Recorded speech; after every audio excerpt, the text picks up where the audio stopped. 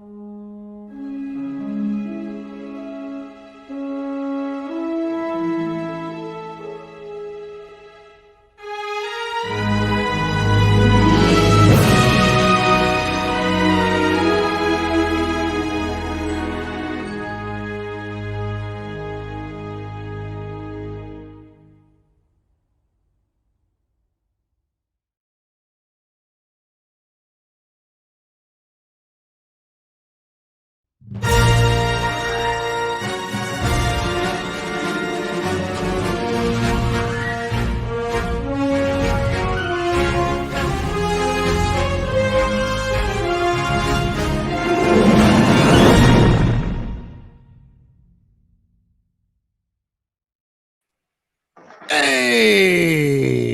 How you doing? Good evening, everybody. Welcome back. Hey, do you know what? It was just really nice. I was just enjoying listening to like Andy's music then. Yeah. I know it's been 5 months since we all gather at Been a while. but just to listen to the intro and soak it up and get excited for the show as we're doing it for a long time. Thanks. Thanks for the kind comments about the music, but John did it. There he is. Hey John. Hey John. Hi John. How's it going? Happy New Year, John. Did you have a pleasant Christmas?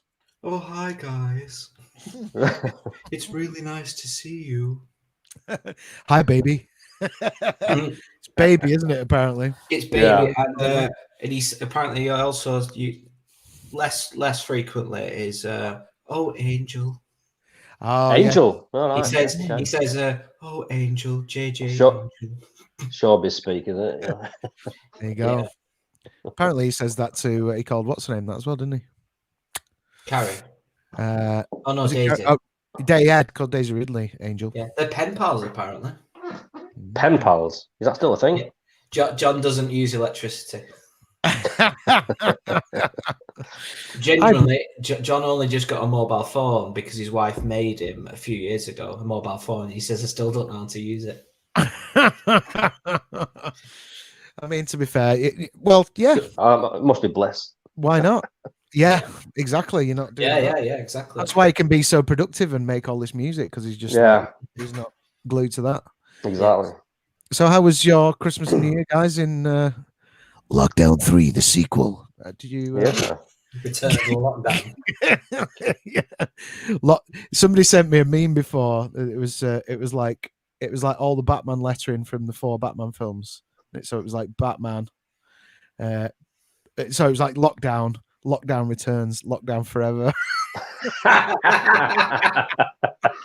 Yeah, that's how it feels. I like the other one. Robin. I like the other one that you shared, the Death Star 1 explosion, 2021 Death Star 2. Yeah. You know, I think going ahead on the show, we're gonna have to do like the best Star Wars memes of the week at some point, and just. Well, the thing is, there's just so many. There is so many. If you ever look at prequel memes on Reddit, I can spend hours looking at that. It's fantastic. I'm getting into the habit of making my own memes now. I think of something funny. Yeah, you're getting very good. Meme maker. Yeah. I've got to make that into a meme. You got a meme maker for Christmas. Well, if you've not followed us on Twitter, folks, then that's probably the best place to go, isn't it, for Matt's handmade memes? Or they do post them in the group from time to time, but they would go immediately on Twitter, wouldn't they? Twitter's your main output, isn't it, Matt? Where you spend most of the time. Yeah. I've basically got two.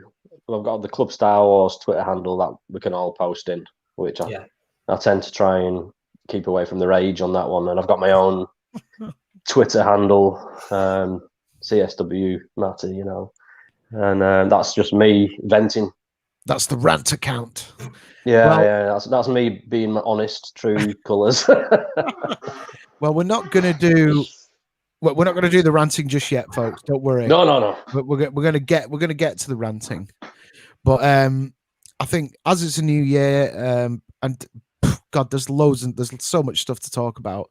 And we've been saying this for quite a few weeks, like we need to get on and do another show. It's been ages, and loads of stuff has happened. don't worry, we're not going to try and cram it all into this first show, because if we did that, I think we would probably still be here. Be here next week, Friday night, next week, whatever. Mandalorian season 3 will be out by then. Yeah, just be like, Jesus Christ, are they still going on about the Mandalorian and the Last Jedi? But yeah, no, we're not going to do that. We've kind of honed it all down, so we're going to spread it across, the next few weeks and however long this season lasts, because we can't really ever tell you how long the seasons last. We just do a season, then we're like, oh, can we have a break? And then we do. And then we jump down, turn around. It's been, oh shit, it's been 6 months. We better get on and do something. You can't tell how long the season's going to last. What are you, Doctor Who? Exactly. And as you can tell, I've come back disguised as a much older man. I've got the winter plumage on now, you see. So I think they call it the Silver Fox. Yeah, the Silver Fox. That's what I'm going for. I'm not sure my midriff speaks to the same. All I was going to say, at least you've got bloody hair. I wear a hat to compensate. Got to wear a hat to compensate. Right. So to kick off with, then, sadly, towards the tail end of last year, we did lose some members of the Star Wars family. Yeah. Obviously, we lost Jeremy Bulloch most recently. We will be talking about Jeremy Bulloch, but that's going to be on next week's show. But tonight we wanted to talk mostly about, we're going to talk about a lot of things, but we wanted to talk firstly about Dave Prowse, RIP, Darth Vader himself, who I'm sure you're all aware of. First of all, let's open it up to us guys and what our thoughts are on Dave Prowse. I mean, I won't start because I've got quite a bit to say, and then I've prepared a clip for you going back into the archives of an interview I did with Dave a few years ago. So as our resident number one Darth Vader fan, I think Andy should say a word or two about Dave Prowse first, perhaps. Yeah. Unfortunately, I never met David Prowse. Paddy, you met him quite a few times, haven't you? Yeah. I know I've heard he's a very nice man. But he actually came into Star Wars from being spotted in Clockwork Orange, Stanley Kubrick's film, didn't he? That's right. Where David had to lift one of the characters from the front door all the way down some stairs to the side of the building, and then had to sit down like it was just nothing to him. And this is just Dave's character all over. That's why I'm saying this Clockwork Orange story. And he sat down, and Stanley Kubrick said, "I can hear some heavy breathing over the microphones. What's that?" And David said, "That it's me." And he said, "Why are you?" Oh no! Before that, he said, "I want you to pick that guy up and bring him over here." Yeah. And he said, "Well, that's not going to be easy, is it?" He said, "You'll be fine." He said, "Yeah, but you're not exactly one take Kubrick, are you?" And apparently the whole set went, but because Stanley never gets challenged, he just laughed. He went, fair enough. So after 2 or 3 times, David was just like, and he said, "Look, I cannot." He had a contact mic under his shirt, and he was picking it all up. But Dave Prowse was a big guy. George Lucas was sort of thought, yeah, he'll work. Yeah. But the story goes that he didn't have him in mind for Darth Vader straight away. It was Darth Vader or Chewie. Chewbacca. Yeah, that's right. And and Dave, Lucas showed Dave the artwork and said, this is Chewbacca first, and he was like, "You can stick that." I want people to see my face, and then ironically, he didn't have any artwork for Darth Vader. He just said, "Who's Darth Vader?" He said, he's the chief villain of the film, and he said, "I'll do it." And George said, "Why did you choose Darth Vader, if you don't mind me asking?" And he said, "Well, no one ever forgets the villain." No, it's true. Yeah. No matter what film it is, the villain sticks in everybody's mind. He'd played Frankenstein prior to that as well, hadn't he? He was in he was the Hammer Horrors. He did all the Hammer Horrors, I believe. Yeah. So that guy will have worked alongside all the greats, like Christopher Lee, Peter Cushing pre Star Wars. Yeah. Famously Grand Moff Tarkin. Yeah. So he actually never saw Vader. He just knew his name, Darth Vader, on the side of the bad guys, chief villain. I mean, how right was Dave Prowse? Like, you never forget the villains. That's true. What do you think? Like, apart from obviously his imposing, frame and stuff, what do you think it was that made Dave's performance as Darth Vader so memorable and iconic? The walk, isn't it? It's the walk. The walk's great, isn't it? Yeah. He has this. I can't really describe it. Dave Prowse walk. It's just that's what we talked about when we talked to Spencer Wilden, wasn't it? When we talked about Rogue One, I said to him, well, I wasn't in the stream, but I was saying to you guys to say to him, he nailed the Dave Prowse walk. It's just there. But I remember you asked him, Paddy, how did he do that? And he just said, I didn't. He said, when you wear the Vader armor, you just become Darth Vader. You're borrowing that character for that time, and it just happens. And I'm like, no, I think you did some studying me. He nailed it. It just felt right. Yeah. I mean, if you've watched Star Wars for the past 30 years, then you've probably done quite a bit of studying.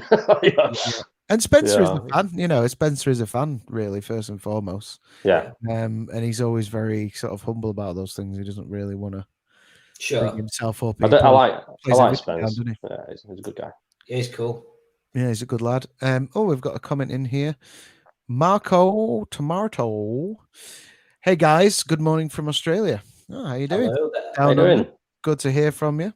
Also enjoying the picture of your man from The Sopranos there. Nice and warm down in Aussie. Yeah, so Matt, what are your thoughts on Prowse and Darth Vader before I dive in there? Thoughts on Prowse? Well, I suppose the earliest sort of memory of our age group, Paddy, is I'm not sure about you, Andy, if you'd remember the advertisement, the Green Cross Code Man. Oh, absolutely. Yeah. On the TV and that's the sort of first introduction to me of Dave Prowse, as a child. Before Vader, When Dave was interviewed about that, he said that's what he's most proud of in his life is the Green Cross Code Man role. Look, listen. And hey, Luna. Say hello, everyone. We have a visitor. Yeah. Sorry, go on. She'll only be here for 5 minutes. She just likes to say her piece. Sorry. Yeah, go on, Matt. Yeah. I'm just saying the Green Cross Code Man, and as kids, that was a superhero you looked up to, and it really brought the sort of road safety message home to us kids at the time, didn't it? Crossing the road, you'd always think of Prowse.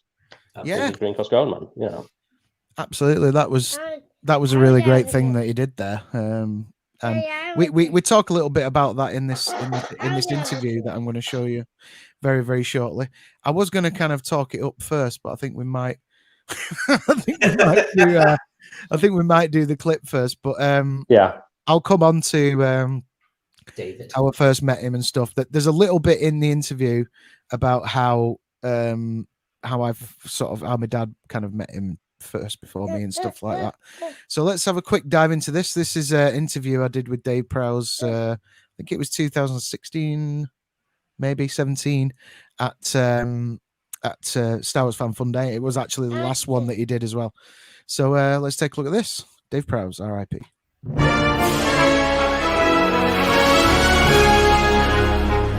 I'm sat here with the legendary Dave Prowse, aka Darth Vader. Now, before we start talking about Star Wars, which of course that's what everyone wants to talk about, you started off in bodybuilding.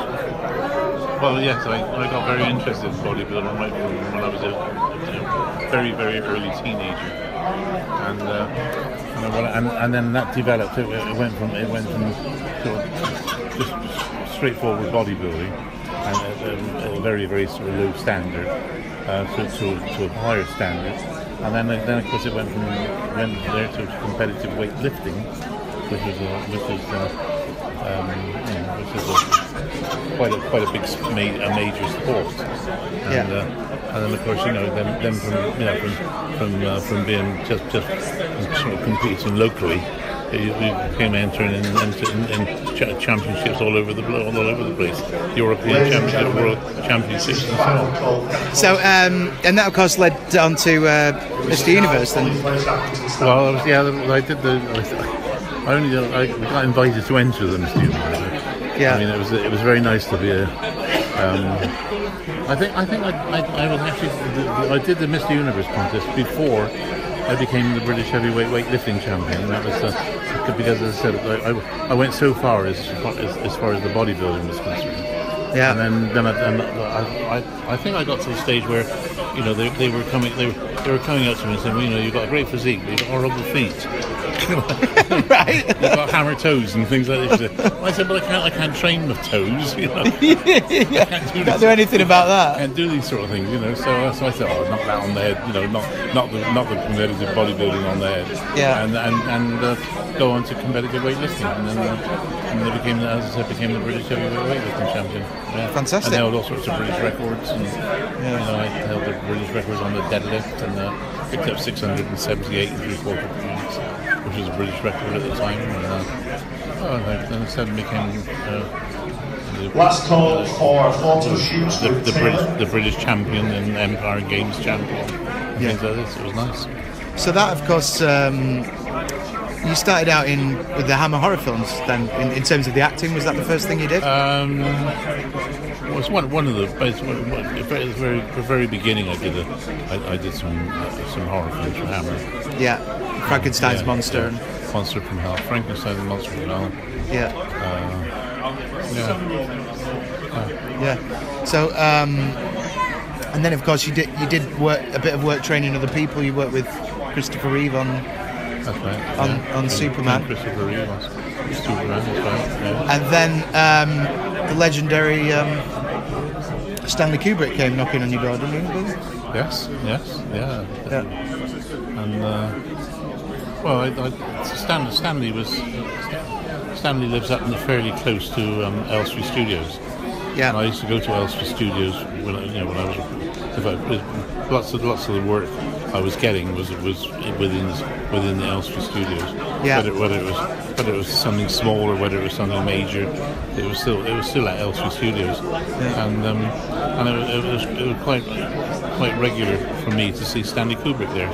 All right. And then, of course, what happened was I got very, very pally with Stanley Kubrick's secretary, a very, very nice little lady, And, which always helps. Yeah, which helps. Yeah. And next thing I know, I'm being invited to Stanley Kubrick's house, Wow. Yeah. So not that Stanley was ever there. So it must have been a great experience working on a Clockwork Orange. Yeah, it was. Yeah, I like that one. That was a good movie. And that's. But they're all way back. It's a long time ago. Long time ago. I can't remember much about it, to be honest. In a galaxy far, far away. Far away, yeah. So, and it was from Clockwork Orange that George Lucas noticed you. Yeah, that's right. And brought you in to audition for Star Wars, yeah? Yeah, that's right. Yeah. And I believe he was looking at you for a different role to Darth Vader initially. Is that right? I think didn't he show you this big hairy costume? No. And you said no. That was Peter Mayhew. Yes. Peter Mayhew came in and did that. Yeah. That was the Wookiee, wasn't it? Yeah, that's right. No, I was never considered for the Wookiee. Oh right, okay. I thought I'd heard somewhere that he'd show you that first. Well, he'd show you the two characters. Yeah. And you said, I'm not really interested in the being stuck in a hairy costume for such a long time. I'll go with the villain. Yeah. So, and of course you did that across the three films. That's right. Yeah. What was your favourite of the trilogy to work on? Star Wars, Empire, and Jedi. Yeah. Well, I liked all three of them actually, but probably Empire. I think Empire Strikes Back was my favourite of the three. Yeah. Me too. Yeah. I would agree with that. Yeah. And now you get to meet all these great people at conventions. Traveling around the world. It's amazing, isn't it? Travel around the world doing it. Yeah, I know. and phenomenal. Before we get out of here, I have to mention a personal note from me, is that I probably should have met you years ago, but back in I think it was around 1986 or 87, my dad was singing on doing entertainment on the QE2, and you were on the boat. Yeah. And he met you all those years ago, and he came back home with your autograph for me, and the 45-inch vinyls of the Green Cross Code song, also signed by you. Yeah. And I've still got those to this day. And that, of course, you saved a lot of lives doing that job. Listen and think. He's the Green Cross Code man. He wants you to be safe, and you can if you stop, look, listen, and think. That's what I used to say. If you stop, look, listen, and stink. Well, I've got on a serious note, because you saved quite a lot of lives doing that job. I know. But I used to have fun with that last word. Yeah, lots of times, Yeah. Brilliant, Dave Prowse. Thank you very much indeed. Lovely, my pleasure.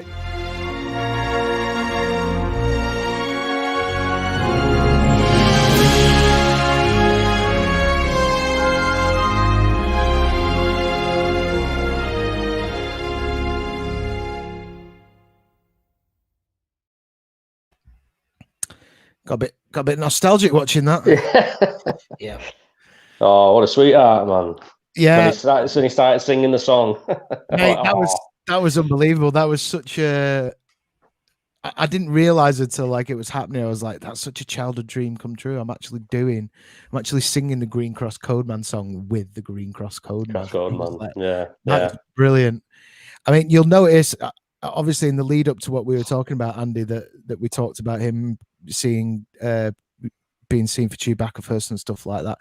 Now, sadly, by this point, Dave had started to get forgetful. The first time I met him at Star Wars Fan Fun Day a few years before, I said, "How you doing?" and stuff, and he said, "I'm doing okay." He said, "But like I'm starting to have some problems with my memory and stuff." And he'd started to be assessed by doctors and stuff for that. Right. And as time went along, and he was still going to events and seeing all the fans, which got harder and harder for him, not just because of the fact that he had physical problems with his leg. His leg, one of his legs wouldn't bend properly anymore. So he was always either on crutches or on a mobility scooter and stuff. And but he still did all the traveling, and he never, I don't think he ever missed an appearance, because that's the kind of guy he was. And I think he probably did it a little bit longer than he should have done as well, just because he wanted to keep doing it. Yeah. So we can totally forgive Dave for his little things he forgot there, because that's just the way it was. That's the part and parcel of the illness, isn't it? But what was really lovely to see there was, like you say, when he really lit up when we were talking about Green Cross Code. Yeah. And particularly about the Stanley Kubrick thing. That was like a big thing. And I thought what was also lovely, that when I was talking about my dad meeting him on the QE2 and stuff, and I said, "You were on the boat," and he was like, "Yeah." Like, he was almost like, "I don't quite remember it, but I'm really proud that I was on the QE2." It was that kind of you know what I mean? Because that really appeared to him. He liked appealed to him. Sorry, that Dave liked the finer things in life. Do you know what I mean? He liked a lobster supper and. I think also it would have been, this is something you can't Google about me or read about me. This is like, yeah. Do you know what I mean? I think there was an extra level. It wasn't just like, oh, you're not just a Star Wars fan, because they get that all the time, don't they? Yeah, a personal sat there with the Adidas jacket with the Vader on it, which would get you a pretty penny or two if you had one of them. Still in its packaging from Adidas. Still got it in the wardrobe. I'm not sure I can quite fit the keg into it at the moment.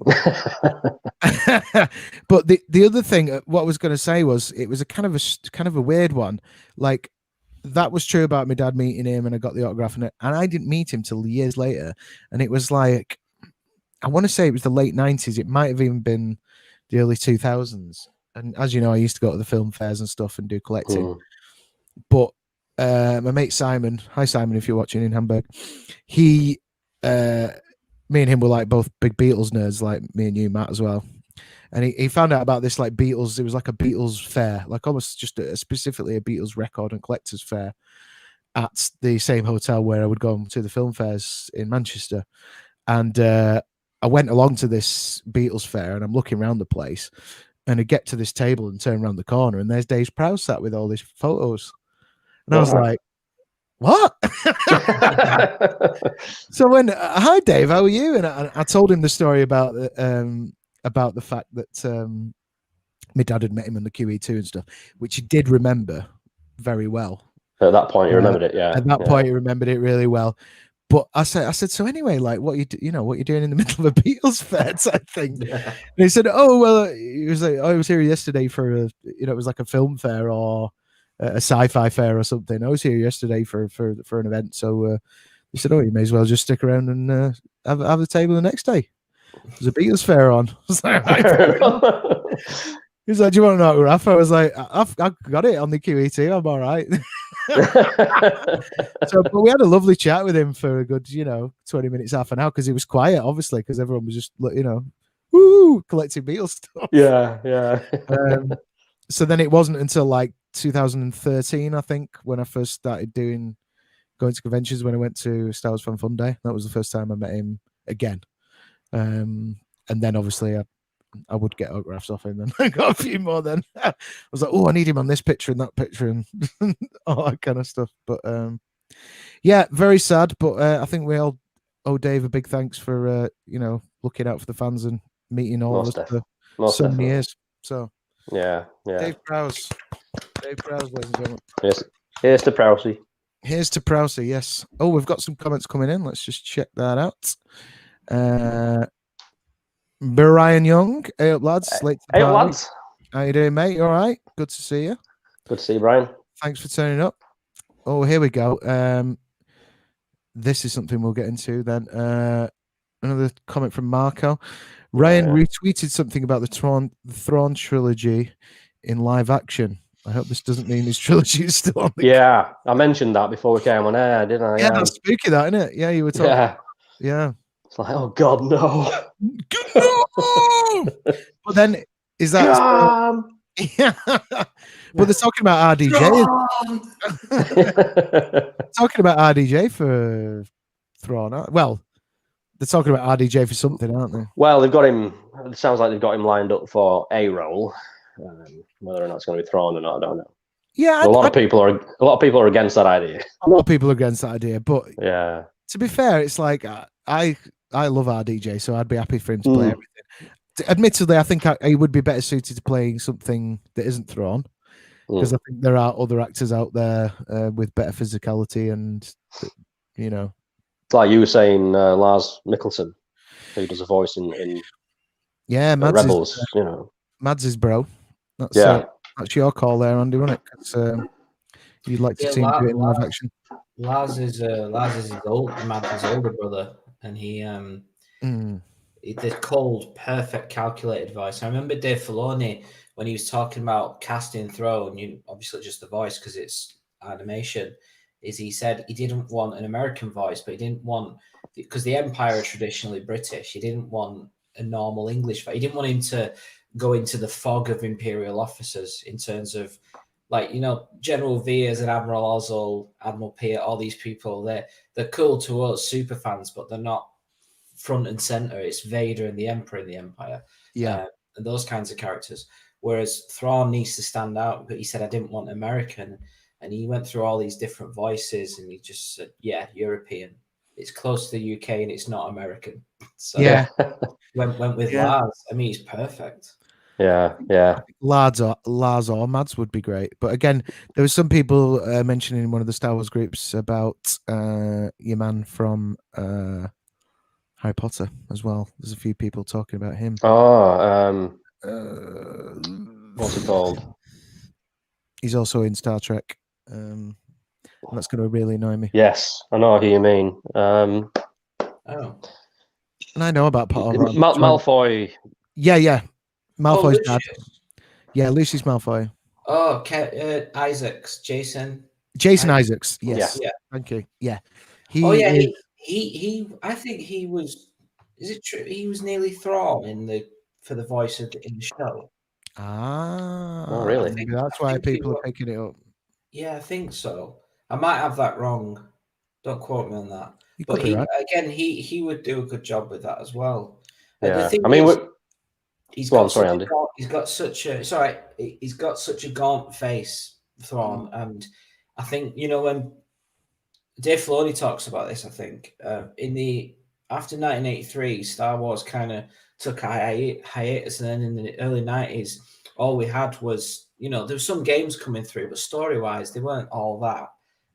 Some fans may be very upset with me saying that, but the Thrawn trilogy is where it was like, wow, Star Wars. Still need to read Thrawn trilogy. I did when I was a kid. I need to read them properly because when you're a kid, I don't think I've got Heir of the Empire. I've got the book. It's Yeah. upstairs. It's on my shelf. It's ready to go. But yeah, I just need to start opening them pages. I get off Twitter and open a book. Well, Trying to find time though, isn't it? Yeah. Audiobook is the way forward. I can't find the audiobook. I mean, I'm on audiobook. I don't think there is one. That's the problem. Do you know why not? I don't know. I have a feeling that maybe it's not Heir to the Empire, but definitely one of them. I've got when audiobooks were two C90 cassettes in a large box. That's right. I'm pretty sure I've got one of the Heir to the Empires on audio tape. All right. So it must exist somewhere. So it might be a trial eBay time and get your carbon playing live phone machines out again. Yeah, I mean, I used to listen to quite a lot of Star Wars audiobooks, and I obviously never found that one because it doesn't exist now. It might have done in a day on tape or something, but it might have done in the past. I've listened to quite a lot, but not recently. I think the sort of the books have taken a bit of a nosedive recently. But anyway, we'll come on to that later. But first of all, I want you to roll your sleeves up, Matt, and get warmed up because it's time for this.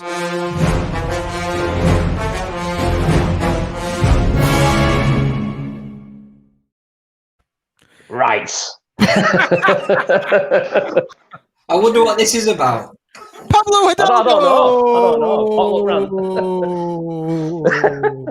Okay, it's Pablo Hidalgo time. Pablo Hidalgo. Yes. So would you like to just fill us in on the situation here, Matt? I'm going to even put Matt full rant screen for this. Okay, you ready? No, don't.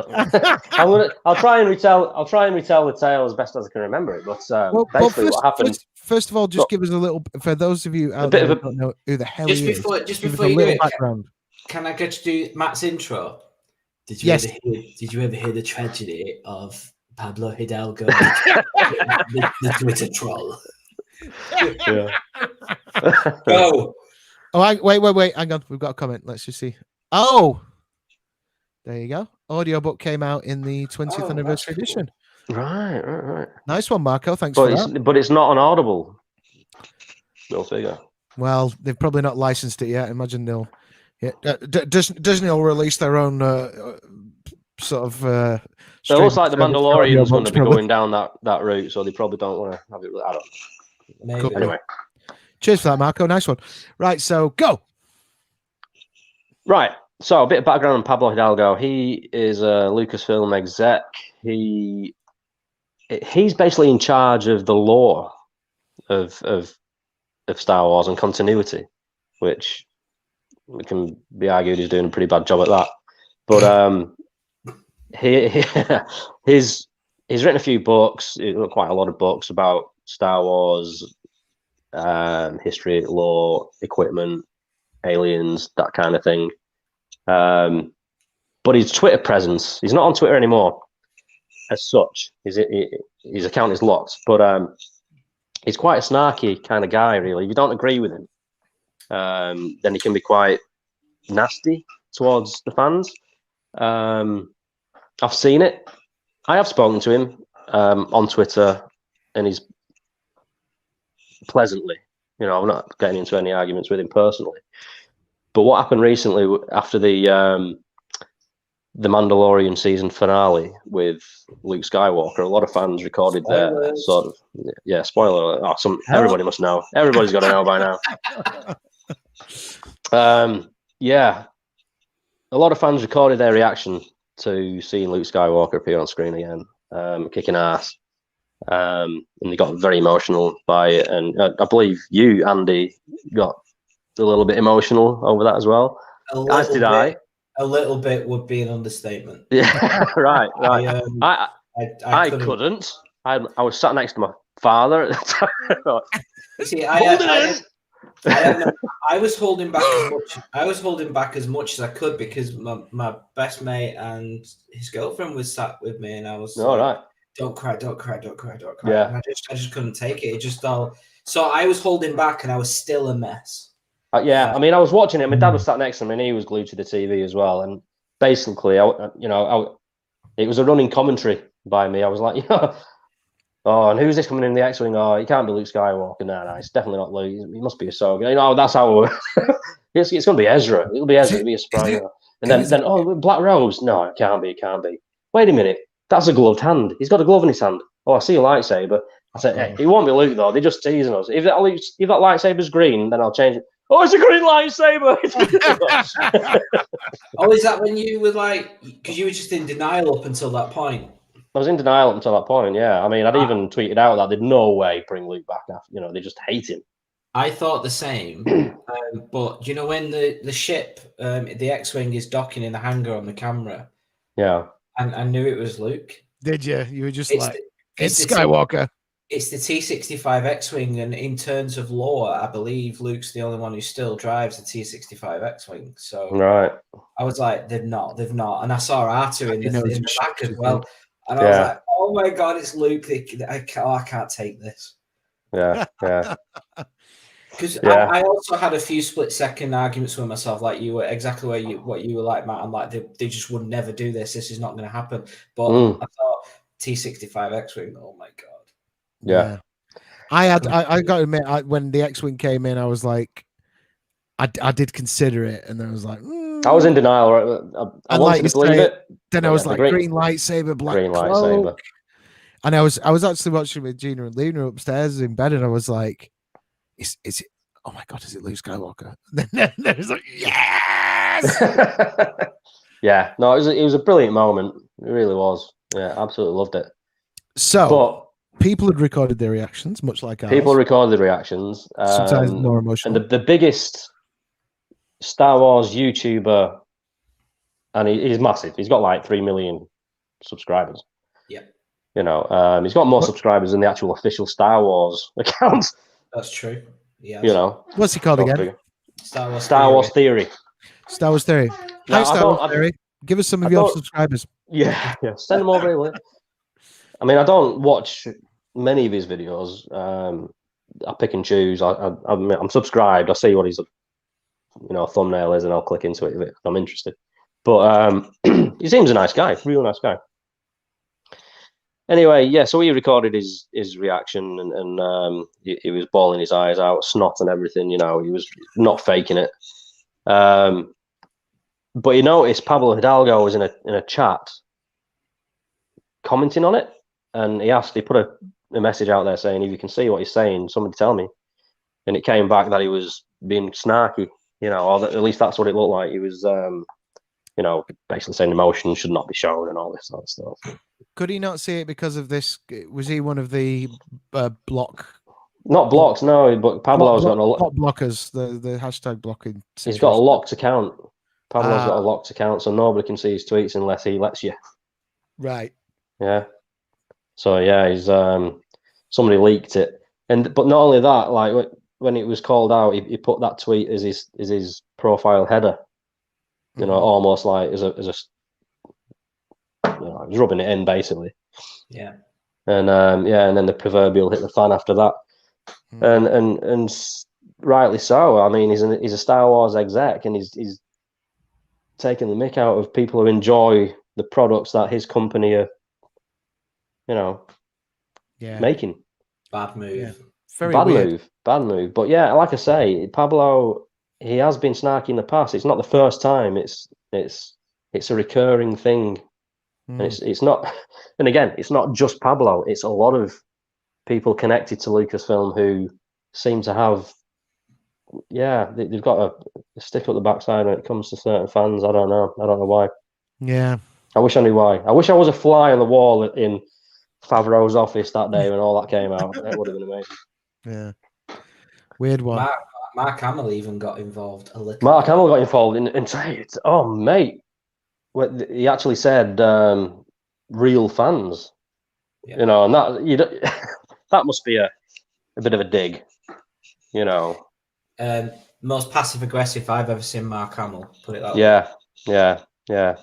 Everybody hates. Well, not everybody. I was going to say everybody hates The Last Jedi, but I mean, company somebody who doesn't. Well, this is the thing, Matt. I think this is the thing, though, Matt. We're prime examples of how things should be. Me and you don't fall out because we have a different opinion. Oh, would you believe it? Yeah, Andy, you like The Last Jedi? I like it. Yeah, I do like it. I don't really like aspects of it, like the Luke Skywalker thing. I just thought I'll do a little bit on this because it does tie into the Mandalorian. Is the reason I was okay with the Luke Skywalker we got, Jake. We'll call him Jake. Jake Skywalker. In The Last Jedi. There's two things. Number one is the problem with some of these movies, especially, I love Rogue One, by the way, but there wasn't really many character arcs. And the characters come in and it's like, yeah, okay. Han Solo comes in Force Awakens and he's literally just doing the same thing that he's been doing for years. I'm okay with that because I fucking love Han Solo. Okay, because it was fucking yes. Yeah. But, anyway, go on. But you know, they could have done that with Harrison. I don't think he would have gone with it. I don't think he would have come back. But with Luke, it's like, what do? Do you just have him be the same Luke Skywalker again? Or do you do something different? And I was so happy at the beginning of the film when it was something else. And I thought at the end of the film, we're going to get Luke back, but we didn't. No. And that's where I was like, you've lost me now, Ryan, I'm afraid. Yeah. I mean, I remember going to The Last Jedi. I was sat in the car with my mate. We were on our way to the cinema. And we were discussing what could happen. What could we see? And I remember saying, I'll be happy as long as he gets off that island. I don't want to see him, like, not leave that island. Yeah. We need to see Luke Skywalker, like, with his green lightsaber. Yeah. You know, we didn't even see the green lightsaber. Well, he did, only when he was trying to kill his nephew. That was when we saw it. Yeah, true. Yeah. I tried to wipe that scene from my mind. But yeah, I mean, let's not get into that. Anyway, go on. Yeah. So yeah, but bringing it back to Pablo and all that, and these executives, they go in the whole wrong way about it if they want to try and win fans over. You know, they'd come off a massive sort of grand finale. The fandom was excited. The videos being put out there on YouTube were like positive for once. Yeah. You know, it was like positive vibe in the Star Wars community. People were talking about Mandalorian and all this, that, and the other. And then that happens. Yeah, weird. And it's like a cold bucket of water. You know, and why, mate? The thing is, as well, you've got this momentum back in the fan base, like you said, positivity. And Favreau and Filoni have created this show which has gone very far away from Star Wars, and they brought new fans in. Like, there's so many people. Obviously, it's Baby Yoda. We know it's marketing genius, that character. Yeah. But they've dragged that in, and they've got other people in, and you're actually interested in this guy who's just wearing a tin can over his head, a bucket, and Baby Yoda doesn't even talk, and they're our main characters. And those two have just made such a very simple yet compelling story. And then what they've done is they've set that up, and they're like, right, now we've got the viewing figures. Loads of people are going for Disney Plus. They're making loads of money for Disney. And then they did the Luke Skywalker thing. And I was like, right, now you've done that. You've set your show up. And now it's this beautiful platform to get to what we thought. When I was reading those expanded universe books, the Thrawn trilogy, what I saw in the finale at the end of season 2, it gave me that feeling again. Yeah. And I'll be honest, I did get that feeling when I watched The Force Awakens, and I love The Force Awakens. Yeah, I still love it. But the other two didn't give me the feeling. No. No. I did really enjoy Fat Bib Fortuna as well. You enjoyed what? I enjoyed Fat Bib Fortuna at the end. That was genius. You know, it's the same actor that played Bib Fortuna in episode 1. Yeah. With the wrong makeup on. He's the supervising sound designer, isn't he? Did I tell you that story? Paddy, you told me over the Christmas period. I told you. Okay, very quick version of it because I did tell Andy, but you might know this, Matt, and some of you guys out there might not know this. There was going to be a lot more Bib Fortuna, not loads more, but the idea when they were doing episode 1 was that there was going to be a lot of younger versions of other characters in it turning up and stuff. We got young Greedo, didn't we, in one shot? Oh yeah. But there was going to be a kind of a lot more of that. So there was a younger Bib Fortuna who was in the Senate and stuff. There was scenes with him in the Senate, and he also comment from Marco there. I was going to say Matt knows who it is because he also played Grievous. Yeah, he was the Goon and the battle droids. So a guy called Alan Rusco played Bib Fortuna in all of the stuff they shot in Leedston as Bib Fortuna. And he also played Plo Koon. Oh yeah, Plo Koon, yeah. In the Jedi Temple thing. Now, all of the stuff in the end, there was too much of the politics stuff. I mean, I've mentioned before about when I spoke to Jake about episode 1, and he said like he saw a 4-hour cut and stuff like that. There was loads of stuff of episode 1 that got dropped out. And I think a lot of it was the politics and things like that, not particularly interesting things. So anyway, Bib, a guy that I have known in the past, Sean was one of the makeup artists on episode 1 who worked with Neil, what's his face, who runs all the Creature Workshop now. Neil Scanlon. Yeah. So he did a lot of stuff he did the Bib Fortuna makeup on Alan Rusco, and it was designed to go on Alan Rusco. Now at the nth sort of end of the film, I think they finished wrapped shooting and everything. They decided that they needed to put a little scene with Jabba in there at the race. So they set up a small thing on a soundstage in LA somewhere to shoot the Jabba scene. And they said, we want Bib Fortuna there, but it was like, end of the budget time type thing. So it was like, we're not going to fly Alan Rusco out to wear the makeup. Can you just ship his makeup off and we'll just throw it on somebody from Lucasfilm or ILM or whatever?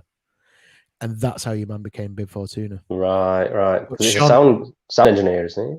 That's right. Sean always said he hates that scene because when you look at the scene, the Bib Fortuna makeup doesn't fit right. It doesn't look right because it wasn't molded to that guy's face. It was molded to somebody else. Because as you know, you have a full body cast and you have a head. Yeah. So it wasn't right. Made to fit. He was definitely in the right place at the right time. Yeah. He wasn't cast as Bib Fortuna, but now he is Bib Fortuna. Right. I mean, as far as I know, Michael Carter's still fine and fit and walking around. He's an old guy, but it would have been nice for them to maybe ask Michael back because he is Bib Fortuna, really. Give him a role. Might not have been Bib Fortuna, but yeah. Yeah. So anyway, there you go. Right. Coming back, we've got a comment from Carl McGann. Grogu, Baby Yoda. I know. Andy's referring to Baby Yoda. Right. Do you know why? The marketing Baby Yoda, weren't you? Yeah, I was, but I usually say Grogu, and people say no, Baby Yoda, and I'm like, well, it's called Grogu. So I've now trained myself so I don't upset my mate. Now you're pissing the other side off. I just can't. Welcome to Star Wars fandom. Yeah. No, we're not going back to that. We're going to talk. We're going to talk to each other in a civil manner. So Luke steals him. Obviously, Kylo will have killed him amongst the Jedi younglings. No, he's not. He's not. If that happens, I've heard that's not true. I don't think it's not true. Grogu's not gonna.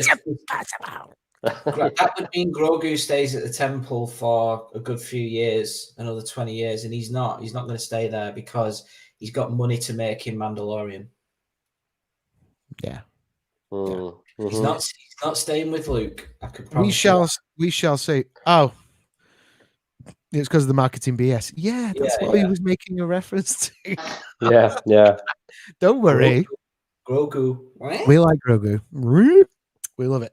Oh, there's so many rumors floating around. I remember when the first episode aired, I was like, he's Gizmo. Yeah. Shaved Gizmo. Yeah. Sorry, Matt, go on. No, I was going to say there's so many rumors floating around about what's going to happen in the following shows. You know, like your Ahsoka and stuff. You know, what direction they're gonna go off. You know, and it's quite interesting. You know, it's because ultimately we know what's going to happen. Well, it's. I think it's funny. What would be more interesting is if they did a swung off at a tangent. So clouded the future is again, you know. Are you ready for some Andy observing the music to reveal future intentions again? Yeah, go on. There's a hidden code. Go on.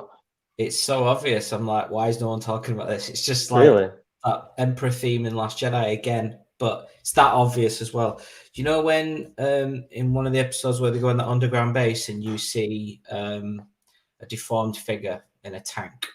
Oh yeah. People have been talking about that. Yeah. Snoke thing. Well, that's literally Snoke's music. Yeah. But after that, we see a hologram of Dr. Pershing. Yes. Who's talking about the donor and the midichlorian count and the clones and all that stuff. You've listened, and he's talking about Grogu / Baby Yoda. You listen very carefully. String line. Kylo Ren's theme played on strings. Wow. Clear as day. But it's not just that. In the background, it's got his there's this secondary theme for Kylo where it goes It's getting more angry. It's them on top of each other. But then Ludwig Göransson tweeted, somebody said, "What's that theme?" And he said, "That's Grogu's second theme." And it plays throughout The Mandalorian. Now, in musical terms, it's called fifth to sharp 4. Dun, dun, dun, dun, dun. And it's the first two notes that are the most significant, why your ear goes, oh, Kylo Ren. But that's the opening few intervals of Grogu's theme. Okay. Now what does it all mean? Well, Kylo is about to be born, isn't he, in the next few years? Yeah. So with 5 years after Jedi, we've got 25 years before, The Force Awakens. So in the next 5 years, baby Ben is going to be born, and then he's going to go to the Jedi Temple with Luke because Han and Leia couldn't deal with him because he's a little brat. And maybe there's some Baby Yoda, Grogu, Kylo crossover. That'd be interesting. Also, there's another thing that people are so distracted by Luke Skywalker in The Mandalorian, as they should be. Yeah. But like the whole, he doesn't want to go with you. He doesn't want to leave. Grogu is literally Anakin Skywalker in The Phantom Menace. Doesn't want to leave his mum. Going with this Jedi, Qui-Gon Jinn / Luke Skywalker. He's like, I'm going to have to take him for training. But he's got an attachment to The Mandalorian. And what's the thing that drives Anakin Skywalker to become Darth Vader? His attachment to the people he loves, his mum and Padme. With the Mandalorian season 2 ending is literally it's the Chosen One story again. It's happening. It's happening again. Fantastic.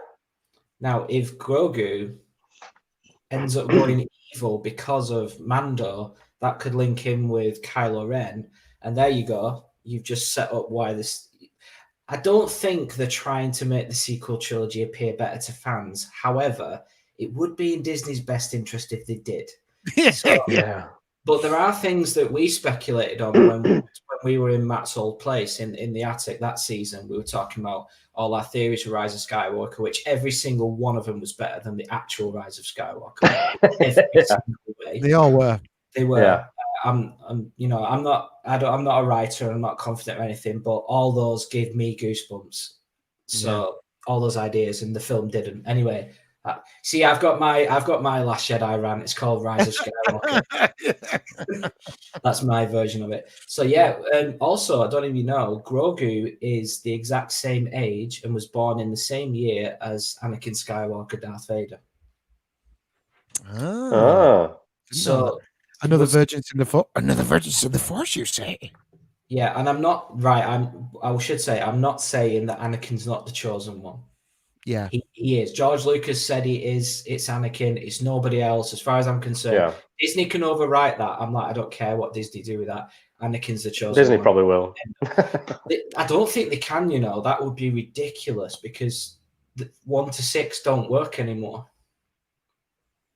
No, well, that's true. Yeah, but they cannot retcon that. But it would be a cool twist to play with us, but they can't play with us. This is the problem, that you can't use that because we know that Anakin was the chosen one. But yeah, it's cool how we've literally just got the same story again.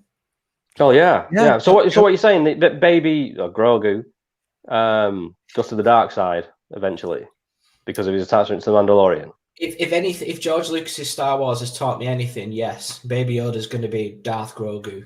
There's only one small hole in the argument, and I think B. Ryan Young's pointed that out. So why doesn't Grogu grow Luke's hand back with Force heal? Yeah, well, good point. Will Luke lose his hand again and again, like South Park killing Kenny? Maybe limbs can't be regrown. I think the whole Force healing thing was, they shouldn't have gone on there, in my opinion. Yeah. But anyway, we're there. Well, if you want to be, or just ignore it. There is that, but now this has just occurred to me now. Correct me if I'm wrong. You might not want to go with this. Opening of A New Hope, right? Luke's been battered by the sand people, by the. I know. Right. Okay. Oh yeah. He's lying on the floor. Obi-Wan goes over him. He's like, "What's going on?" Yeah, that's what they're saying, isn't it? Force puts his hand on his head, touches his head, and he comes round. Yeah. Now we know that was not part of the script or anything, but Disney could use that absolutely. Absolutely could use it.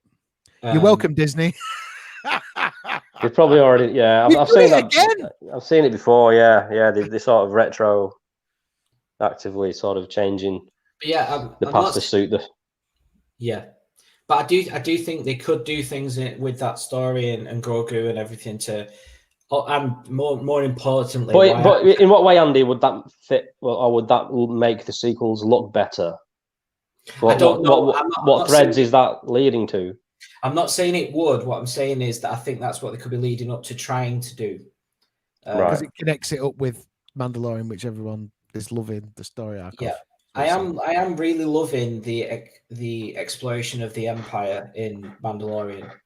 I'm a big Empire guy, and I'm loving we're actually seeing the transition into the First Order and stuff. And I'm just I think the Mandalorian is definitely the best thing we've got from Lucasfilm since Disney bought them. I've got to say that. I mean, I like Rogue One.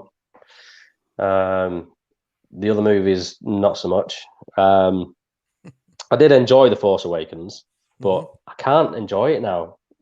Yeah, because knowing what's coming after. It's those movies. They just spoilt it for me a wee bit. Spoilt the milk. It was the best setup as well. It was a good setup. Yeah. I wish they'd have. JJ had have had a bit more. Been a bit more braver with Luke. Well, and then we might not have got what we got in the Last Jedi.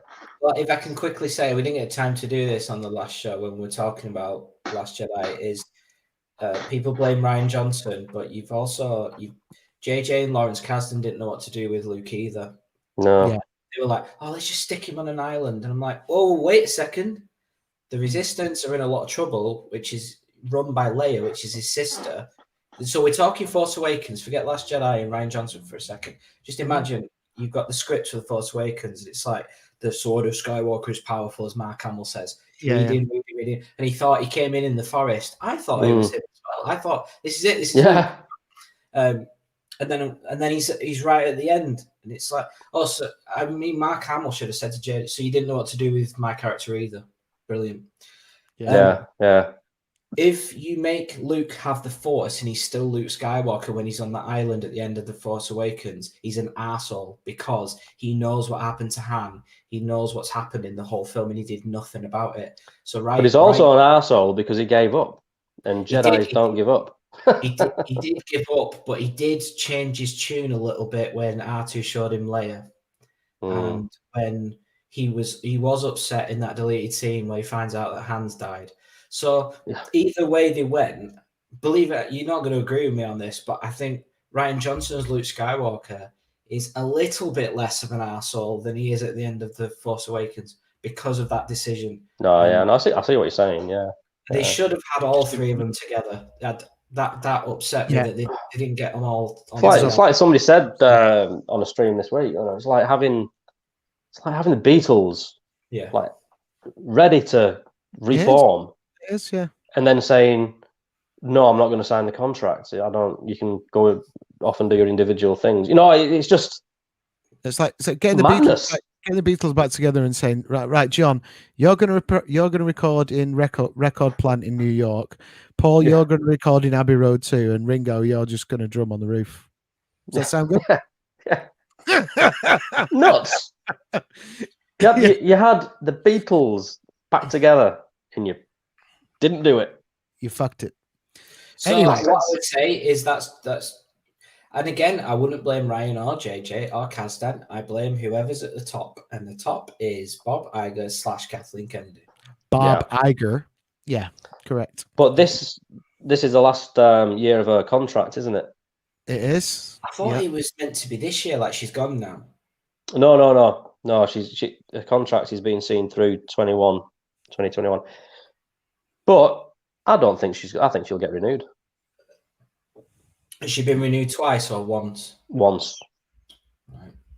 Once. We'll see. Somebody made a good point that she'll want to do Indiana Jones. I think I mentioned that. Did you? I don't think she will because Stephen's gone. Yeah, Stephen's gone, but her husband is the producer, and she's always been. They've always been. Is Frank still involved? Yeah, Frank's still involved. It's his baby, so they've always been co-executive producers on Indiana Jones. To be fair, I don't think she'll have a massive say in it. I think it's Frank's baby now, really, Indiana Jones, more so than hers. But obviously, she's head of Lucasfilm, so she's going to have some say. Yeah. So let's hope it's not Wokiana Jones. We'll just have to see. God. But let's not get to that point just yet. So, because time is moving along, we didn't quite go on a Last Jedi tangent, but we kind of semi-did. But we do have other stuff to talk about, So, like, we've got stuff all the new announcements to talk about. Which we're excited about. Which we are very excited about. So I think what we kind of need to do is something along these lines.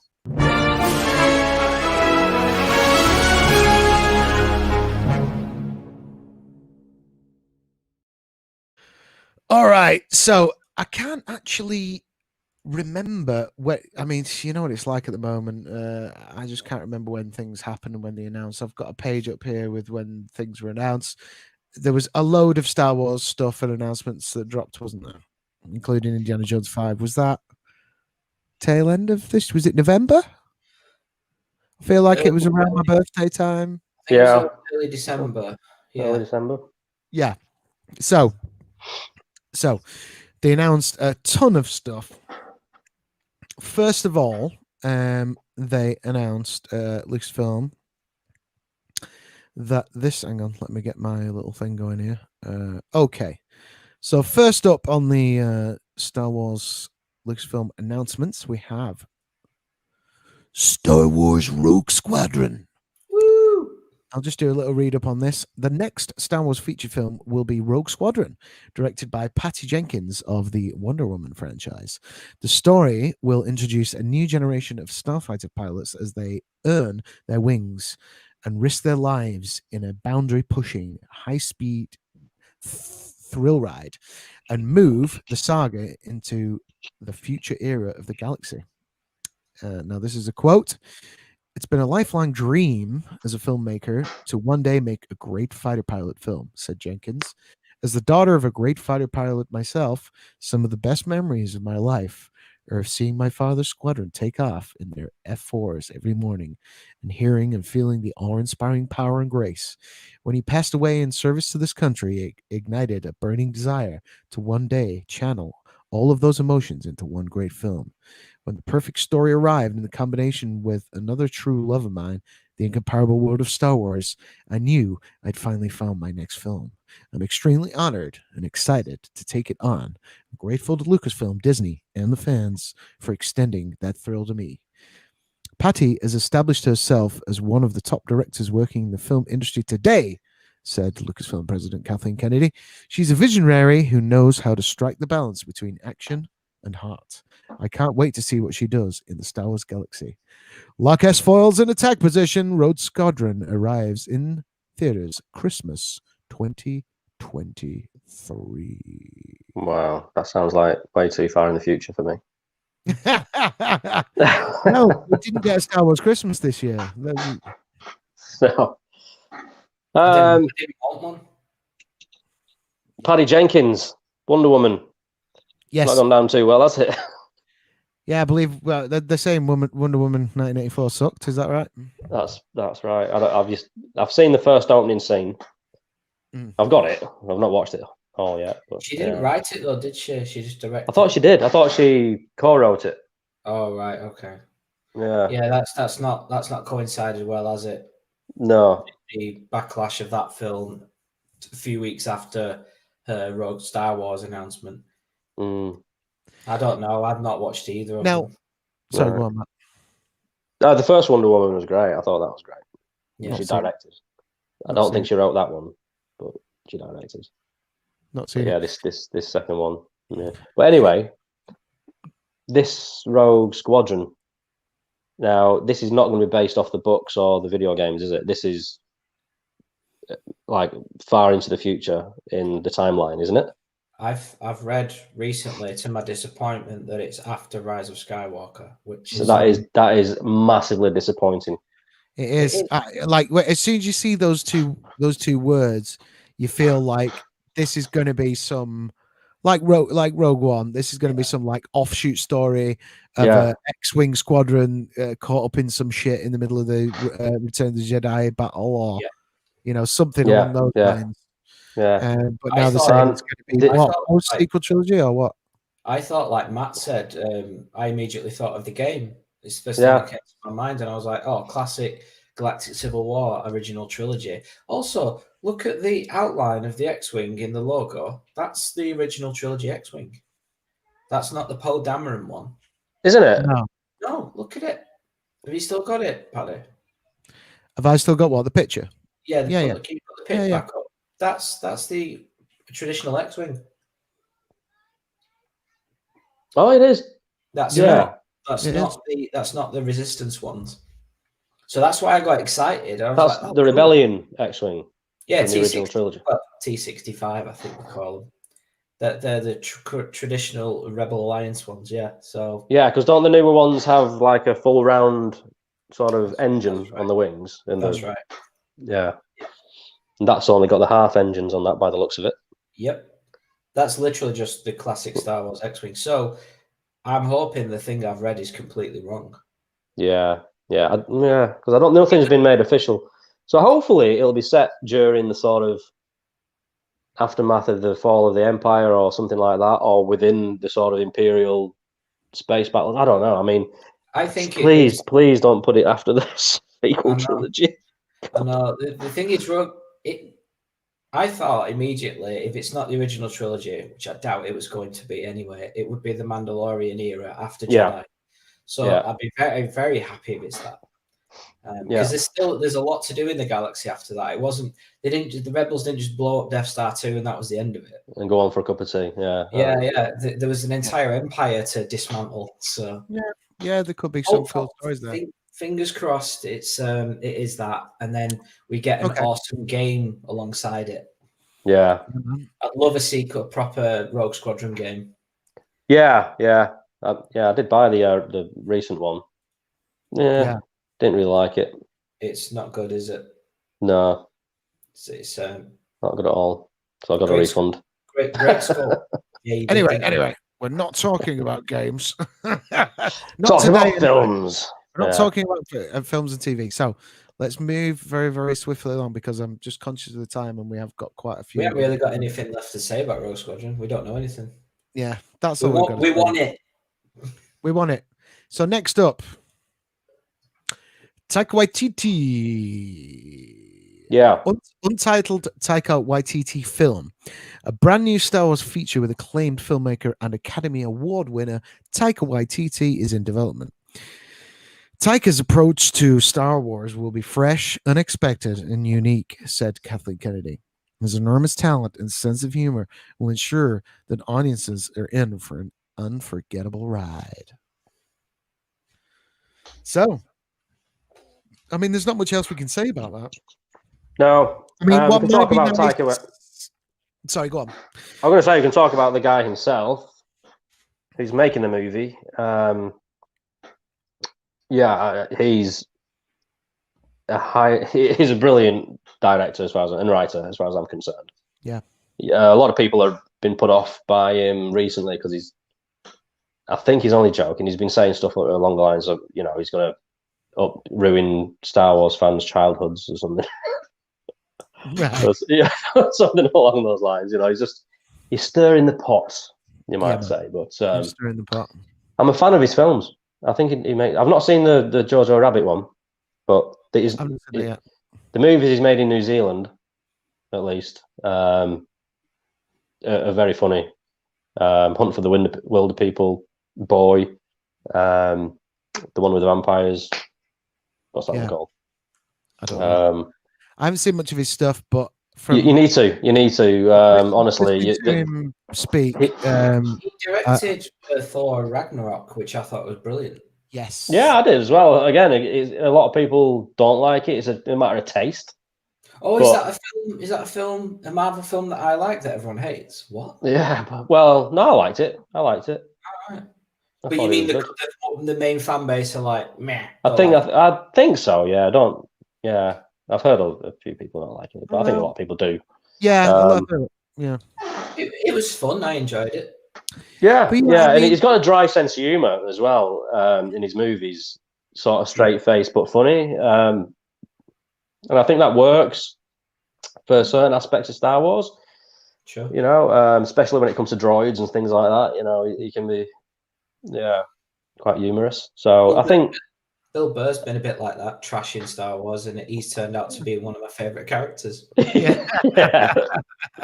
Yeah. I love this character in The Mandalorian. Yeah, it was especially good. The most recent episode. That performance, fantastic. He genuinely made me forget that we don't see one shot of Grogu in that episode. Yeah. That's how good he was. It just made it so tense in that cafeteria. I've got to say, up until that point, it was Tamara Morrison that was keeping me going. Yeah. Fantastic. Another very Kiwi. Gotta love these Kiwis, man. There you go. Yeah, well, like you say, he did good work on The Mandalorian. I like him as a geezer. He's got a good sense of humor, so I'm pretty excited about that one. He directed one of the best comedy TV series in the UK of the late 2000s, The In-Betweeners. Oh, yes. Did he? He worked on The In-Betweeners. Did he? Did he really? Did not know that. Wow. Fantastic. Yeah, the guy knows comedy. He certainly does. The briefcase wanker. We'll look forward to that. Yeah. Right, let's move along. What's your politics saying that? Briefcase wanker.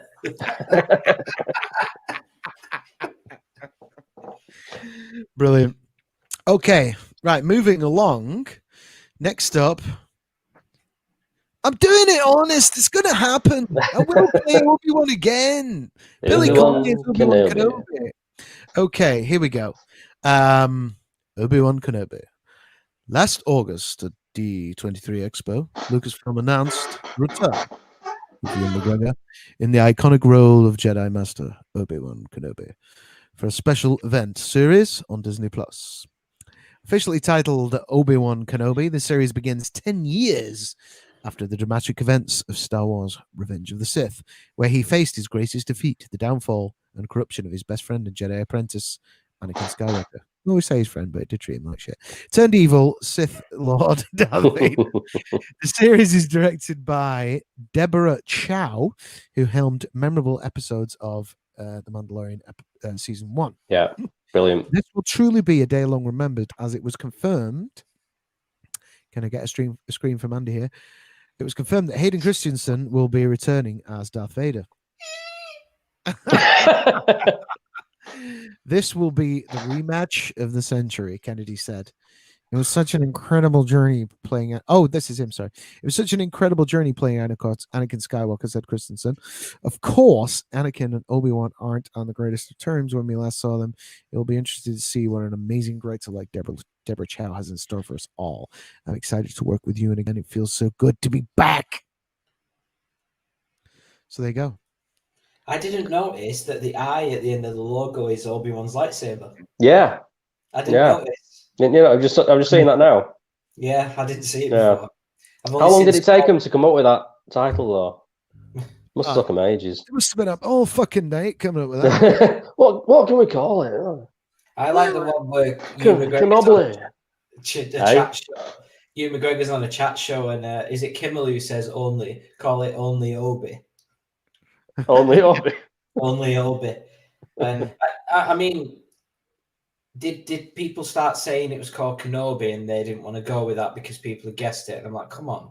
Yeah, and then it was going to be called Obi-Wan, and then we were just, fuck it, we'll just throw all three at it. The sand dunes of Tatooine. Yeah. Tatooine nights. I think I'm most excited. I thought they were going to call it Watching Luke from Afar. Loitering in the distance. I don't think me and Matt have ever been in such close agreement on something, but I'm most pumped about this one. Yeah. Are you most pumped about this, Matt? Yes, I am, yeah. But Obi-Wan is my second favourite character in the Star Wars universe, you know. Yeah. He really is. I never thought I'd see the day where I see Ewan McGregor be Obi-Wan Kenobi again. No, I'm just confused on how and why Christensen's going to be in it. Yeah. I mean, what's the storyline going to be around that without them ruining the sort of past? I remember talking about this with my mate at the time in 2005 in Revenge of the Sith. They could. A New Hope doesn't stop them two meeting up again. Because there is that line, isn't there, in A New Hope? When I left you, I was but the learner, now I am the master, which does lean towards Revenge of the Sith. Yeah. But they could play it. But I feel like it's going to be There's another line, though, isn't there? Sorry, Paddy. Yeah. I can't think of it. I felt a presence I haven't felt since. And he leaves a line hanging, like there's a presence of since, then walks off. Yeah. Since that time on Tatooine. I bet they're glad that time on Tatooine when Obi-Wan was making really shit soup. And, I bet they're glad that Lucas didn't fill that line in now. Yeah. But yeah, I feel like what would work is if you've got. It's not really like Godfather Part 2, but I mean, well, it's like Star Wars anyway. It's, it will be two parallel story arcs for Vader / Anakin and Obi-Wan Kenobi. They'll be mirroring each other out, sort of going up against each other, but not meeting up. I feel like if they do meet up, then there's a very good chance they might mess it up unless they come up with some good way of doing that. And like you say, presence I've not felt since So yeah.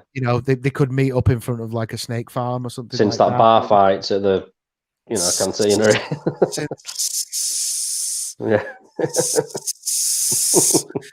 It could be something like that. I don't know, but Kenobi can see Vader because in A New Hope, he does he reference what he looks like to Luke in the homestead? He's more machine now than man, twisted and evil. So he's got to meet up with him.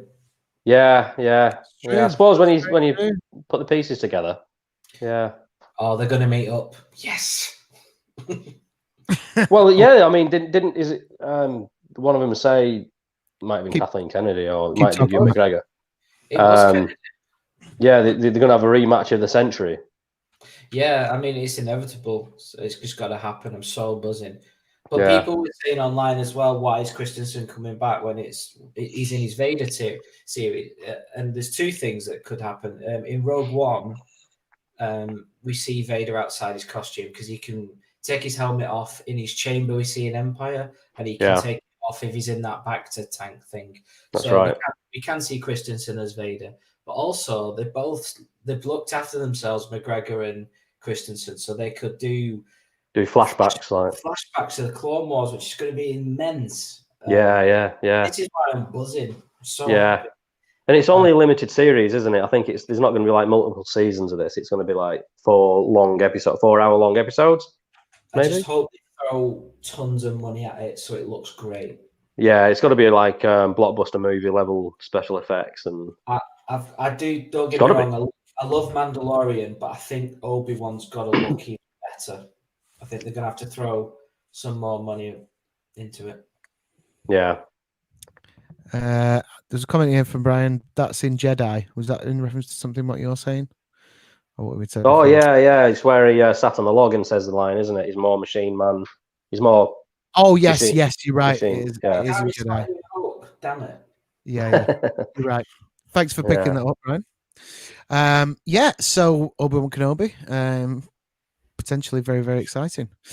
Now then, what's next? Aha. Yes, next up we have Ahsoka. Ahsoka, after making her long-awaited live-action debut in The Mandalorian, Ahsoka Tano's story, written by Dave Filoni, will continue in a limited series starring Rosario Dawson, Hubba Hubba, and executive produced by Dave Filoni and Jon Favreau. Oh, yeah. So, yeah. Ahsoka. Yeah, with the World Between Worlds motif behind the logo there. I was going to say about that. Yeah. Which opens up all interesting. Very interesting. This is the point. This is the series where the go off on that tangent, and the sequel trilogy is demoted to the Legends pile. Yeah, absolutely. Luke Skywalker is redeemed. Yeah. Kylo Ren is saved. Kylo Ren saved from existence by a hand putting on a condom. Yeah. Joke. Yeah, well, anything's possible, really. With that. I mean, I don't care if they keep the character of Ben Solo, but make him a Jedi. I mean, there's all. Yeah, probably won't happen. Set myself up for a disappointment.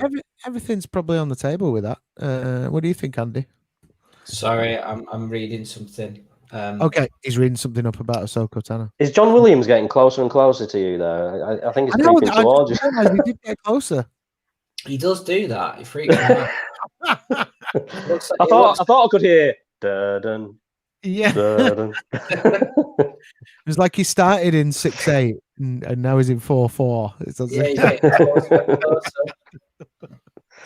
So I mean, I can't say much about this because I don't know a huge amount about Ahsoka Tano. I know it's a greatly loved Star Wars character. She is now, yeah. Yeah, when she first appeared, I don't think fans were particularly keen because on the Mandalorian version. No, on the animated version Like she first appeared in the Clone Wars movie back in, what was it, which was shit. when was it? 25th? No, 2005? Was it? Yeah. And they were like, why does Anakin need a Padawan? You know. But anyway, she's grown as a character. She's she's failed. She's recovered. She's it's just proper well-rounded sort of character who people have become attached to now. So yeah. Oh yeah, she was the most hated character in 2008? The movie came out. Clone Wars. Was it eggs? All right. Yeah, it was a few years after. I didn't actually see it in the theaters. No, I just got a very bad feeling watching the trailer. I was like, nah. The animation did put me off at the time. Yeah, I remember that. Like, what the hell? You know. So, well, there you go. I mean, but yeah, the world between worlds motif, that's there for a reason. That's not just. I mean, if you think about Ahsoka, I thought she was great in The Mandalorian. I like Rosario. You know. Yeah. If you were going to put a motif behind the name Ahsoka, would it have been the world between worlds? Like, if you weren't trying to send a message. You know what I mean? That's an evil tease if that's true. Exactly. Yeah. So I think there's a reason for that, and the reason is pretty much what we're all thinking. The reason is they're finally going to go there. The world between worlds needs to be handled so carefully. It's because the Force gets used in the script to write things out and fill plot. It's a great writing device, the Force. Well, they've saved Ahsoka by using the world between worlds, and she was dead, and then we were all wondering what happened there, didn't we? At the end of season 2 of Rebels, and then season 4 of Rebels, it's actually this manifestation of time with the Force called World Between Worlds, and we're like, this is getting dangerous. Yeah. But I'll let them use it this once. One more time. One more time. Well, we shall see. Maybe that's how she escaped the Empire in the original trilogy. Maybe. And Darth Vader, because Vader was hunting them all down, wasn't he? Yeah. The Emperor was confident that they got them all, but the Emperor's always been, your overconfidence is your weakness. Your faith in your friends is yours. Yeah. The Emperor, since the Disney took over, there's suggestions that there's quite a few Jedi still out there. Also, Ahsoka's looking for Grand Admiral Thrawn. When did we last see Grand Admiral Thrawn? At the end of Rebels, isn't it? Yeah, he got swept away. Spoilers if you haven't seen Rebels, guys, but Matt's going to spoil it now. Go. Yeah, well, he was taken to the far reaches of the Outer Rim, like the Back of Beyond, with Ezra. I think they went to the unknown regions. Oh, the unknown regions. Sorry, I do. Yeah, I stand corrected. No, I think because the Outer Rim, people know what's going on there. Yeah. Thrawn and Ezra have been gone for years, and I think that's what Ahsoka's doing. She's looking for Ezra. Yeah. Who would then, as well as her, be a lot older now. So, they could kind of cast anyone to be Ezra. They're not as, I don't feel they're as constricted with the casting the role of Ezra as they are with Thrawn. Like I said, we were talking about the books earlier, weren't we? And Thrawn's always been depicted as a little bit like Peter Cushing's tall, skinny, gaunt. Yeah, really gaunt, strong bone features. And to what we were talking about earlier, Robert Downey Jr. does not fit that bill at all. But Robert Downey Jr. is awesome, and I just want to see him in Star Wars. So I'll be honest, I kind of hope he's not Thrawn just because of that, the physical aspect of it. But there's people like Matt Smith who played the Doctor. I just wanted to come in and go, you're a science experiment, Emperor. Everything great about you came out of a bottle. Sorry, go on. Matt Smith. Is that you, Robert? Robert Downey Jr., yeah. So Matt Smith. Oh yes. There's a few pictures of there's a few shots of Matt Smith. I was watching The Crown a bit ago, and I was like, he's got that gaunt face. He could be made up to look like Thrawn. But then I just keep thinking Lars Mikkelsen's done the voice for Clone Wars. He's got the gaunt face. He could be an alternate Tarkin, that guy. So plus, let's face it, they owe him one. Do they? The old Matt Smith one, don't they? Do you not remember? Oh, the old Matt Smith. Oh yeah. Yeah, Matt Smith. They owe him one. So we never found out anything about that, did we? It's all been very hush hush. Yeah, nothing. Absolutely. That's because, as we do know, they were making it up as they went along. Yeah. Which is why the sequel trilogy is an abomination. But we're not going to talk about that. No.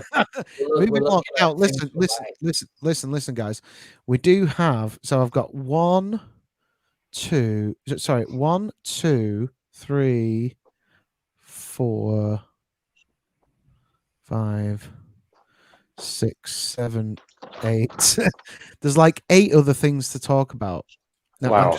I'm just conscious. Oh, we've lost your video for a second, Matt, but I'm sure you're aware of that. Back in a minute.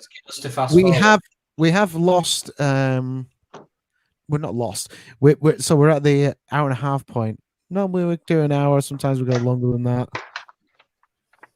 Do we want to? And we wouldn't normally do these kind of things on air. You have producers and you can talk to people backstage and things like that. We don't do that kind of stuff. We like to air our dirty laundry in front of you, the lovely viewer / listener. Do we want to perhaps cover 1 or 2 more of the announced shows and then pick up the rest in the next show? I think would be the wisest thing. Yeah, sure thing. Yeah. Okay. Right. Yeah. So let us now. We've discussed Rogue Squadron. We've discussed the Obi-Wan Kenobi film. We've discussed Ahsoka Tano. And now let's just have a little quick look at this. I really haven't got much clue about it.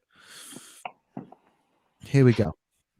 So, Rangers of the New Republic, set within the timeline of The Mandalorian, this new live-action series from executive producers Jon Favreau and Dave Filoni will intersect with future stories and culminate into a climactic story event. Yeah, so this is the Space Rangers police force type thing, isn't it? And who are they? Who are they? Yeah, well, I think it'll be the Gino Carano. Gino Carano character. You know that X-Wing pilot who keeps showing up, the one who flies alongside Dave Filoni? I think it's all it's all that as well, isn't it? It's that arc. Yeah. But the cataclysmic event is very exciting because they're talking about, we've got Ahsoka, all these other shows alongside The Mandalorian, and they're going to go to this massive cataclysmic event, and I think I know what it is.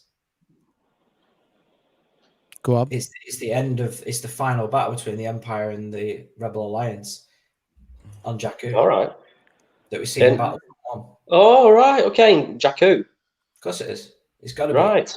That's the biggest cataclysmic event that happens between Jedi and The Force Awakens until The Force Awakens. Yeah. Cool. So, and I reckon Thrawn is involved. Mm. And that's literally because they say in The Force Awakens and the books and stuff that was the fall of the Empire. That was the last. That was everything. Superstar destroyers crashing on Jakku and Star Destroyer, TIE fighters. Yeah. If you've played Battlefront 1 and 2 in the campaign in number 2, you actually see the battle. It's pretty big. Yeah. So I'm guessing that's what the cataclysmic event is. All these shows leading up to this big event. This is going to be pretty cool. Yes. Yeah. Nice. I like it. I like the sound of that. Well, that's all we can say about that. I don't know what else we can really cover about that, apart from that the boys are involved in it as well. So, yeah, it should be good. Now, to finish on, let's have a little look at. There's no logo or anything for this. It's just said that they are going to do it. So I'm going with this. Oh yeah, Lando, everyone's favorite scoundrel, Lando Calrissian, will return in a brand new event series for Disney Plus. Justin Simeon, creator of the critically acclaimed Dear White People and a huge Star Wars fan, is developing the story. Now, for me, as you know, I love Lando Calrissian, but I love Empire Strikes Back, Return of the Jedi, Lando Calrissian. Yeah. Not the travesty that was created, which made no sense about that character in the Solo Star Wars shit pile. So, now my question is, I think it's highly doubtful that they're going to bring Billy Dee back to do a series as old Lando. Well, you can pretty much guarantee that. You can pretty much guarantee that, unless they do a, they do a Young Indiana Jones Chronicles bookend thing where they've got old Lando, telling his granddaughter. No, Lando's going to be the Solo spin-off. Sorry, but it is. Yeah, that's what I mean. Yeah, so it's going to be that, and but what I'm saying is, obviously the new guy. What's his name? I forget. His Donald Glover. Yeah, he's going to be playing Lando. But what I'm saying is, what they might be able to do is bring Billy Dee back, like telling the stories. Yeah. Sat around a campfire type thing. To a flashback type thing. That could be pretty cool. I'd be okay with that. Yeah. They might do that. That's a possibility. Yeah. I'm sure Billy Dee Williams would be up for that. Yeah, definitely. But yeah, in terms of like bringing Lando back, if the character's going to be like what they did with him in that thing, I'm not that fussed about that. Didn't seem like the same character. It wasn't at all. I mean, I know people change and stuff, but yeah, I'm not. I love Lando Calrissian, but I'm not mega excited about that until I see what the vibe is, really. Yeah. I know what you mean. I'm on the same page. I'm not.